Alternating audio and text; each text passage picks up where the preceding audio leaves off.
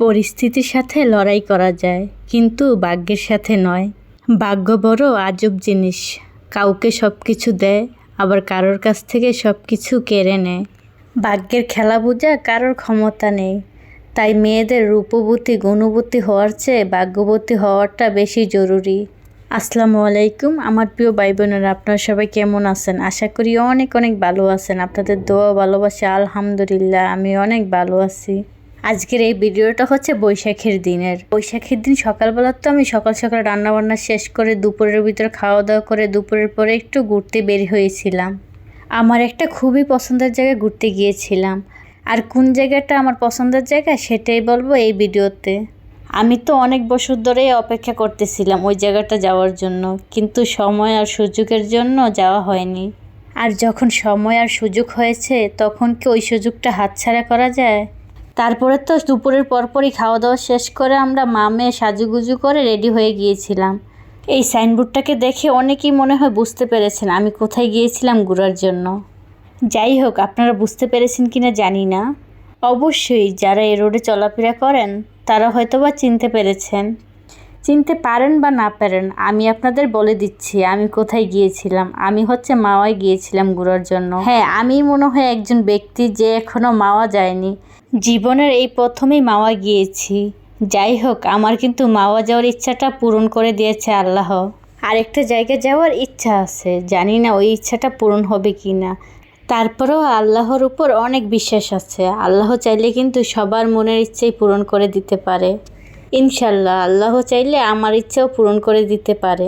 আমার কাছে এই মাওয়ার রাস্তাটা কিন্তু বেশ ভালো লেগেছে, কারণ এই রাস্তাতে কোনো গাড়ি গুড়ি জ্যাম ছিল না, পুরাই ফাঁকা ছিল রাস্তাটা। আর ঢাকা শহরে তো মনে করেন জ্যামের কারণে গাড়ি নিয়ে বেরই হওয়া যায় না, আর ওই রাস্তাটা কি সুন্দর ফাঁকা।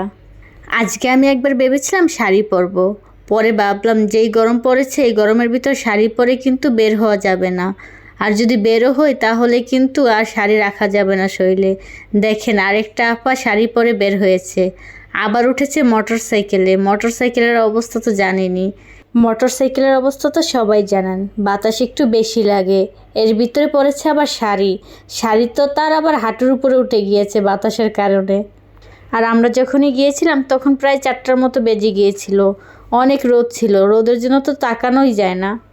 আমরা কিন্তু এসেই প্রথমে ইলিশ মাছ দেখেছিলাম, ভেবেছিলাম ইলিশ মাছ ভাজা খেয়ে যাব। পরে ভাবলাম বাসায় তো ইলিশ মাছ ভাজা খেয়ে এসেছি, আরও আছে খাওয়ার জন্য, আর এখানে শুধু শুধু টাকা নষ্ট করার তো কোনো মানেই হয় না। আর আমি যে আজকে মাওয়া যাব তা আমি জানতাম না, তাহলে সকাল সকাল উঠে এত রকমের ভর্তা আর মাছ ভাজা করতাম না এত কষ্ট করে। কারণ মাওয়ার ভিতরে সবাই যায় ইলিশ মাছ আর ভর্তা খাওয়ার জন্য। যাই হোক, এবার খাইনি, সামনের বার গেলে অবশ্যই খেয়ে আসব। একবার ভেবেছিলাম খাবো, কিন্তু পরে ভাবলাম আমার বাসায় তো অনেক রকমের ভর্তা আর মাছ ভাজাও রয়ে গিয়েছে, এগুলো থাকলে পরে নষ্ট হয়ে যাবে, তার কারণে আর বাহিরে খাওয়া হয়নি। এমনিতেই হালকা পাতলা নাস্তা করেছি, নাস্তা করে পরে আমরা আবার বাসায় চলে আসলাম। আসলে এক জায়গায় গেলে যে শুধু খেতে হবে তা কিন্তু কোনো কথা না, কারণ এই জায়গায় দেখেন হাজার হাজার মানুষ ঘুরতে এসেছে, কয়জনই বা ইলিশ মাছ খাবে। দেখেন নদীর পাড়ে কিন্তু হাজার হাজার মানুষ, সবাই যদি খেত তাহলে তো রেস্টুরেন্টে জায়গায় দেওয়া যেত না। আমি তো সবকটা রেস্টুরেন্টেই দেখেছি ফাঁকা ফাঁকা, তার কারণে বুঝলাম এই জায়গায় সবাই শুধু খেতে আসে না, ঘুরতেও আসে। কারণ এই জায়গাটা খুবই সুন্দর, কিছুটা কিন্তু কক্সবাজারের ফিল আসে। যাই হোক, জায়গাটা আমার কাছে অনেক ভালো লেগেছে। প্রথমে আমরা যখন গিয়েছিলাম তখন কিন্তু মানুষের রাশ একটু কমই ছিল, তারপরে যত বিকাল হওয়া শুরু করেছে ততই কিন্তু মানুষ বাড়া শুরু করেছে। তারপরে তো আমার মেয়ে আবার তার পছন্দের ঝালমুড়ি খাবে, তাই মেয়েকে ঝালমুড়ি কিনে দিয়েছি, সাথে কিন্তু আমরা আবার আম মাখা খেয়েছি, সাথে আরও খেয়েছিলাম চিপস আর আইসক্রিম। যতই সন্ধ্যা হচ্ছে মনে হচ্ছে কি এই জায়গার সৌন্দর্য আরও বেড়ে যাচ্ছে, কিন্তু বসার জায়গা থাকলে আমার কাছে মনে হয় আর একটু ভালো হতো, কারণ দাঁড়িয়ে থাকতে থাকতে পাগুলো ব্যথা হয়ে গিয়েছে।